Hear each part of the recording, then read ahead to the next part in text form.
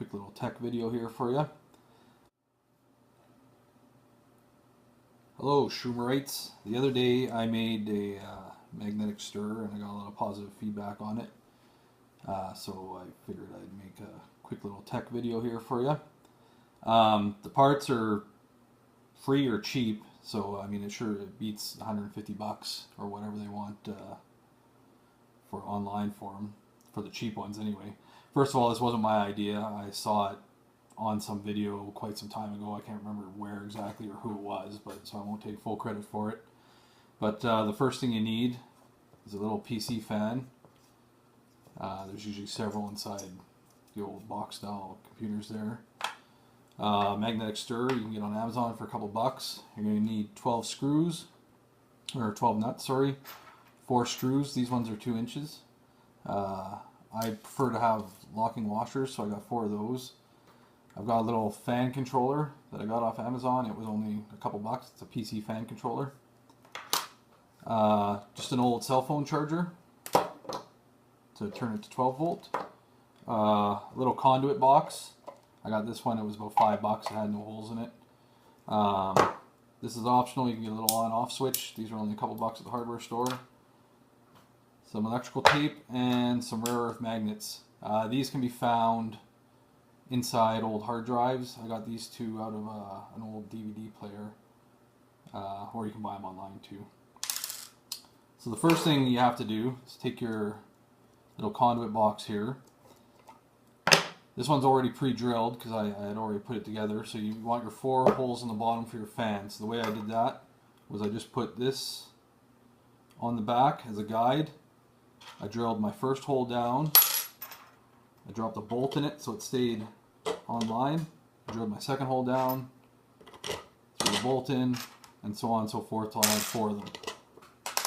You end up with 4 perfectly spaced holes. It works out perfect. You're going to need another hole there. This one is for my little fan controller. This controls the speed of the fan. Put another hole in the back.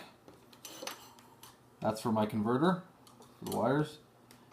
I'm still going to need 1 more hole for my on-off switch. So I'll drill that in now. You got to make sure it's low enough because this fan here is going to sit up here. So you got to make sure that these switch controllers are low enough on the box that this fan's still going to be able to fit in there. The trick with drilling any of these holes really is to go nice and slow. Don't just push them right through. Same when you guys are doing your shotgun boxes and stuff. You know, if you go nice and slow and smooth on those holes when you're drilling the holes, it won't crack on you. So next we will put our screws through. These are going to hold our fan. Pop them right through the bottom.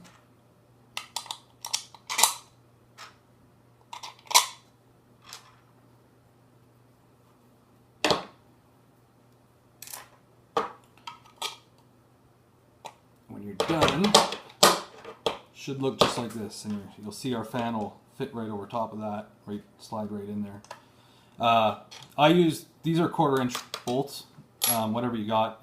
Just make sure you drill the corresponding holes in the fan so that it fits over it. Next, you're going to want to secure these. So we're going to, if you don't secure these, they're just going to flop around everywhere. Slide those down.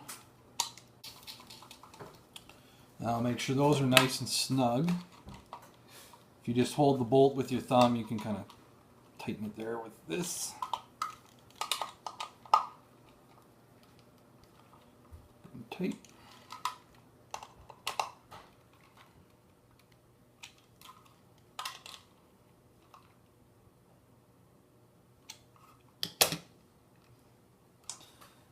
Now, next thing we're going to do is start getting the wiring in. It's a really good idea before you bolt everything down to kind of test your connections, make sure everything's working before you tape it up.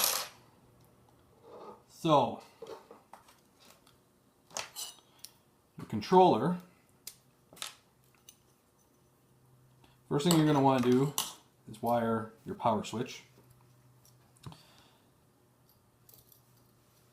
So the cord with the white line on it is your power. So run that through like that.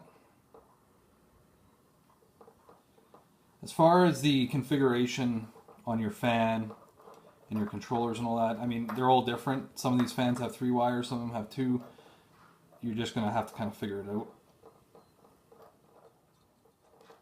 So that's your power supply. You're all hooked up. Switch is here. Now you're going to hook in the fan. There you go. She's all connected. So we'll give her a little test run here.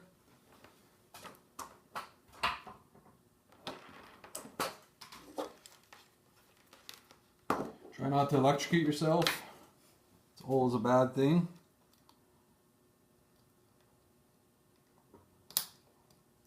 Oops. Magnet in the way. The on-off switch works. It's good. And the speed controller should work. I don't know if you can hear it, turned up there and all the way down. So at this point, you can just use electrical tape. Make sure you unplug it.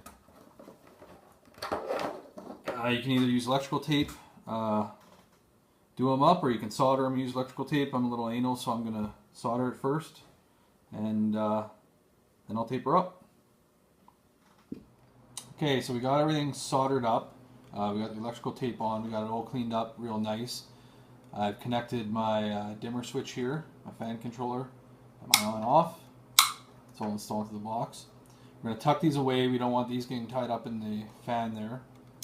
And next we want to mount this in on the screws, but we have to stop it from going down too far. So we're going to set some bolts up.